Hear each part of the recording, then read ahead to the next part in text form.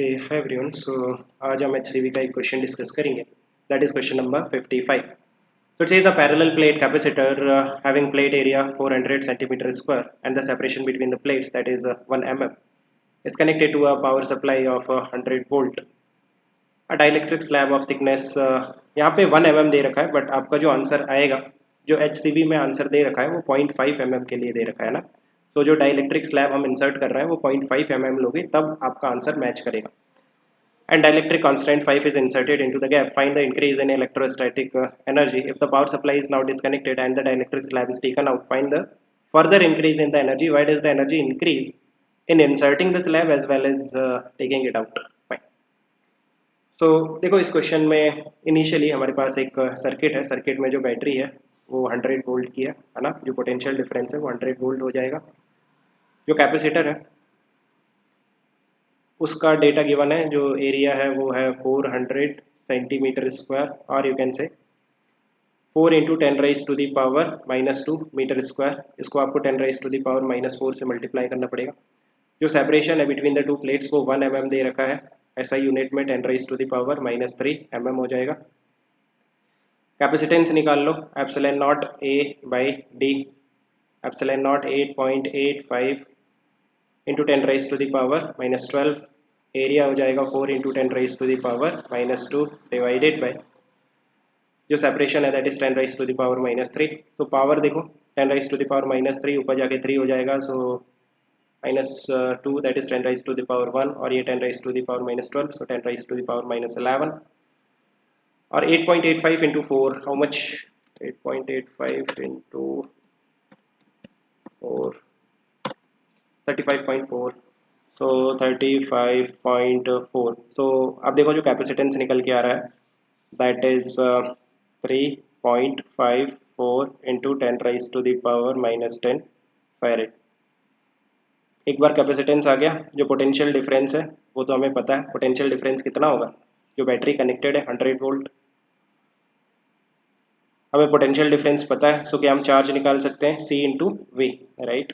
C को V से multiply करोगे, V 100 है. सो जस्ट पावर को हम डिक्रीज कर देते हैं 2 से. सो ये हो जाएगा 3.54 इंटू 10⁻⁻8 है ना. C और V को मल्टीप्लाई करोगे, V तो सिंपली 100 है, तो C को 100 से मल्टीप्लाई करोगे तो पावर -10 से -8 हो जाएगी. ये सब ऐसा ही यूनिट में चल रहा है ना. जो चार्ज है वो कुलम में आएगा. एनर्जी एनर्जी कैसे निकालोगे. Half CV square, half CV square. So half CV square, half capacitance कितना है 3.54 इंटू 10⁻⁻10 V स्क्वायर V कितना है 100. सो V स्क्वायर हो जाएगा 10⁻⁴. सो पावर कितनी हो जाएगी 10⁻⁻6. 3.54 by 2, 3.54 by 2, 1.77. So 1.77 into 10⁻⁻6 joule. और आप इसको लिख सकते हो, जो एनर्जी आ रही है 1.77 micro joule, 10⁻⁻6 that is micro. So ये तो फर्स्ट केस हो गया जब कोई डाइलेक्ट्रिक नहीं था, तब पूरी स्टडी हमने कर ली. अब क्या कर रहे हैं, एक डाइलेक्ट्रिक स्लैब को इंसर्ट करना है. ये आपके पास बैटरी है 100 वोल्ट, ये आपके पास कैपेसिटर है, राइट. अभी क्या करना है कि इस कैपेसिटर के अंदर 0.5 mm, क्वेश्चन में 1 mm दे रखा है, बट मैंने आपको बताया कि 0.5 mm के लिए आंसर्स दे रखे हैं. तो ये जो डाइलेक्ट्रिक स्लैब है इसका डाइलेक्ट्रिक कांस्टेंट 5 है और इसकी जो लेंथ है ना वो है 0.5 mm. क्या आप कैपेसिटेंस निकाल सकते हो. कैपेसिटेंस कैसे निकालोगे. Epsilon not A divided bye, अब देखो ऊपर का जो 0.5 mm बचा है उसमें कुछ नहीं है, बेसिकली एम्प्टी है. तो आप मान लो वहाँ पे जो डाइलेक्ट्रिक स्लैब है उसका डाइलेक्ट्रिक कांस्टेंट कितना है 1 ना. 2 डाइलेक्ट्रिक स्लैब है, ऊपर वाला मतलब वहाँ पे कुछ नहीं था तो मैंने मान लिया डाइलेक्ट्रिक स्लैब है जिसका डाइलेक्ट्रिक कांस्टेंट 1 है, right. Epsilon not A divided by D1 by K1 plus D2 by K2, right. So epsilon naught 8.85 into 10⁻⁻12 into area that is 4 into 10⁻⁻2 ऐसा यूनिट में, राइट. D1 जो फर्स्ट स्लैब है उसका thickness 0.5 mm, so 0.5 mm means 5 into 10 raised to the power -4 metre divided by इसका dielectric constant कितना है 1 1 plus D2 कितना है सेकंड वाली जो स्लैब है उसकी thickness again 0.5 mm, so 5 into 10 raised to the power -4 metre divided by उसका डाइलेक्ट्रिक कांस्टेंट है 5। इसको सॉल्व करो कितना आएगा, देखो ये 5 से 5 कैंसिल हो गया, तो 5 into 10 raised to the power 4 और -4 और plus 10 raised to the power -4, denominator हो जाएगा 6 into 10 raised to the power -4, numerator में 8.85 इंटू 4, पावर कितनी है -12 और -2, सो -14, ये ऊपर जाएगा -4, सो इसको क्या कितना कर देगा 10 raised to the power -10, और ये हो जाएगा 2 और ये हो जाएगा 3, 8.85 इंटू 2/3, 8.85 इंटू 2/3 much है, कुछ गलत हुआ क्या, 8.85 इंटू 2/3 5.9, सो कैपेसिटेंस निकल के आ रहा है 5.9 into 10 raised to the power -10 है ना, ये 10 raised to the power -10 फेरेड, ये हमारे पास कैपेसिटेंस आ गया। जो पोटेंशियल डिफरेंस है वो तो 100 वोल्ट ही रहेगा, जब तक आपके पास बैटरी कनेक्टेड है कैपेसिटर के अक्रॉस वो पोटेंशियल डिफरेंस मेंटेन करके रखेगी, what ever is the potential EMF of the battery, same will be the potential difference across the capacitor है ना, as long as the battery is connected to the capacitor, so जो potential difference है वो 100 volt ही रहेगा battery के कारण। Charge निकाल सकते हो C into V, C V कितना है 100, सो जस्ट मल्टीप्लाई कर दोगे, so 5.9 into 10 raised to the power -8 हो जाएगा coulomb. Next energy, energy is half C V square, so देखो हाफ कैपेसिटेंस है 5.9 into 10 raised to the power -10, V square कितना हो जाएगा, वी 100, सो वी स्क्वायर हो जाएगा 10 raised to the power 4, इसको ऐसे ही कर लेते हैं, 2 पॉइंट कितना हो गया 19, सो 95 right into 10 raised to the power -6, सो ये आ रहा है 2.95 -6 है, तो माइक्रो जूल। तो फर्स्ट में क्या कह रहा था, पार्ट ए जो था कितनी एनर्जी इंक्रीज हो गई राइट, डाइलेक्ट्रिक स्लैब इंसर्ट करने के बाद, पहले कितनी एनर्जी थी 1.77 माइक्रो जूल, अभी कितनी हो गई है 2.95, सो डेल्टा ई कितना इंक्रीज हुआ एनर्जी में 2.95 minus 1.77 micro joule, this is the increase in the energy of the capacitor है ना after inserting the slab, so 2.95 minus 1.77 1.18, कितनी एनर्जी इंक्रीज हुई 1.18 माइक्रो जूल, फर्स्ट पार्ट हो गया। सेकंड पार्ट में आपको क्या कह रहा है कि आप क्या करो, ये जो सर्किट था ना मैं फिर से बना देता हूँ, ये सर्किट था, यहाँ पे आपके पास स्लैब थी राइट, अभी सबसे पहले आप बैटरी हटाओ इस सर्किट में से, जैसे ही आप बैटरी हटाओगे सर्किट में से, देखो जब बैटरी लगी हुई थी तब कितना चार्ज था कैपेसिटर की प्लेट्स पे, जो चार्ज था राइट उसकी वैल्यू कितनी थी 5.9 into 10 raised to the power -8, 5.9 into 10 raised to the power -8 कुलो राइट। अब जैसे ही मैंने बैटरी हटाई इस सर्किट से, तो आप देखो कि जो कैपेसिटर है ना उसमें जो चार्ज है वो कांस्टेंट हो जाएगा, लाइक अब जो चार्ज है वो कांस्टेंट हो जाएगा कैपेसिटर की प्लेट्स पे, ऊपर 5.9 into 10 raised to the power -8 और नीचे जो चार्ज था वो -5.9 into 10 raised to the power -8 कुलो। अब जो चार्ज है इस कैपेसिटर में वो कांस्टेंट हो गया, बिकॉज बैटरी नहीं है तो कैपेसिटर की प्लेट्स का चार्ज चेंज नहीं हो सकता, only battery can change the charge of the plates of the capacitor, battery he capacitor में चार्ज चेंज कर सकती है। ऐसा मैं क्यों कह रहा हूँ, बिकॉज अगर बैटरी चार्ज देगी कैपेसिटर को तो प्लेट में चार्ज इंक्रीज होगा, अगर बैटरी कैपेसिटर से चार्ज लेगी तो प्लेट्स का चार्ज डिक्रीज होगा, अगर बैटरी नहीं है देन जो कैपेसिटर है उसमें चार्ज कांस्टेंट हो जाता है ना।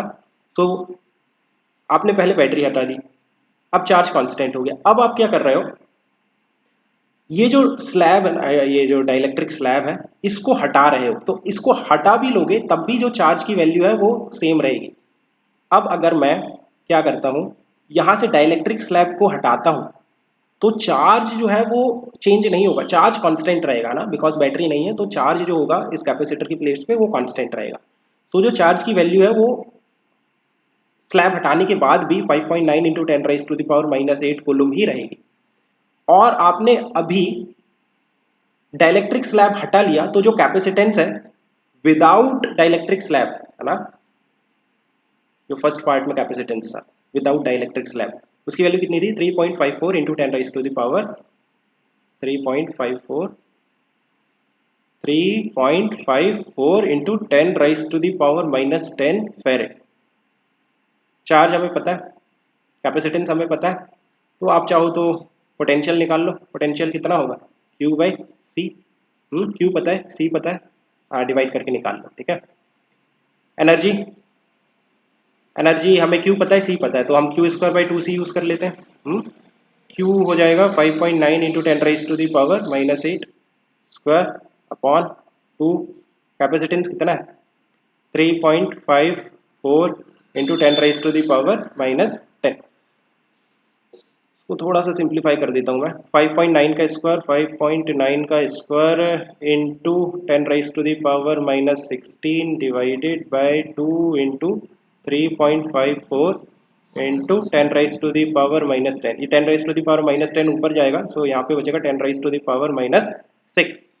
अब 5.9 का square by 2, 5.9 into 5.9 divided by 2 divided by क्या था 3.54, 3.54, सो 4.9, ये आ रहा है 4.9, आगे भी कुछ था, हाँ 1 था, उसको इग्नोर कर देते हैं, इंटू 10⁻⁻6 है, तो क्या मैं माइक्रो जूल ले लूँ, so this is energy, right. तो पार्ट बी जो था वो पूछ रहा था कि कितनी एनर्जी इंक्रीज होगी डाइलेक्ट्रिक स्लैब को निकालने में, सो यहाँ पे 1.18 है, राइट, और नहीं 1.18 तो चेंज इन एनर्जी है। सेकंड केस की जो एनर्जी थी वो थी ये 2.95 है ना, जब हमने डाइलेक्ट्रिक स्लैब को नहीं निकाला था तब एनर्जी थी 2.95, और अभी कितनी है, अभी है 4.9, तो कितनी एनर्जी इंक्रीज हुई, हाँ 4.9 में से आपको माइनस करना पड़ेगा कितना 2.95, सो माइनस 2.95 1.96, सो जो एनर्जी इंक्रीज हुई ना वो 1 point delta E, that is 1.96 माइक्रोजूल, right. 1.96 माइक्रोजूल की एनर्जी इंक्रीज हो गई जब आपने स्लैब को बाहर निकाला। अब आप कहोगे कि स्लैब को अंदर डाला तब भी एनर्जी इंक्रीज हुई, स्लैब को निकाला फिर भी एनर्जी इंक्रीज हुई, तो ऐसा क्यों हुआ, देखो ऐसा इसलिए हुआ क्योंकि आपने स्लैब को इंसर्ट किया कांस्टेंट पोटेंशियल पे और निकाला कांस्टेंट चार्ज पे। मैं क्या कह रहा हूँ, जब आपने स्लैब को इंसर्ट किया तब कैपेसिटर से बैटरी कनेक्टेड थी, राइट। ये जो बैटरी है इस कैपेसिटर से कनेक्टेड थी, उस केस में आपने डाइलेक्ट्रिक स्लैब को इंसर्ट किया। सो जब बैटरी कनेक्टेड है कैपेसिटर से तब जो पोटेंशियल है वो कांस्टेंट होगा कैपेसिटर के लिए, क्यों, बिकॉज जो बैटरी है वो इस कैपेसिटर के अक्रॉस कांस्टेंट पोटेंशियल मेंटेन करके रखेगी। सो आप एनर्जी को लिख सकते हो हाफ सी वी स्क्वायर, अगर v कांस्टेंट है मींस v स्क्वायर कांस्टेंट है, so energy will be directly proportional to capacitance.